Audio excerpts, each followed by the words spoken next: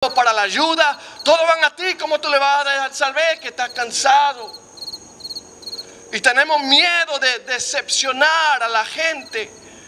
Y este hombre se sorprendió por la pregunta, porque la gente nunca le pregunta a los hombres: ¿eres feliz? Lo hace muy bien en el trabajo, lo hace muy bien con tus amigos, lo hace muy bien en la iglesia. Pero ¿qué pasa?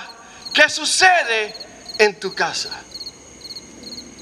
Y usted dice que no, yo amo a mi esposa, la presenta, yo amo a mi esposa, yo amo a mi madre, yo amo a mis hijos, pero déjame decirte, tienes una adicción. Hombre, déjame decirte esto: apoyas lo que amas y amas lo que apoyas. Ahora te pregunto, ¿cuáles son tus prioridades? Yo solo quiero hablar con ustedes hoy. Tenemos excelentes predicadores y conferencistas. Yo solo quiero hablar. Yo quiero quitarte las capas de falsedad sobre tu vida. Es mi objetivo en esta noche.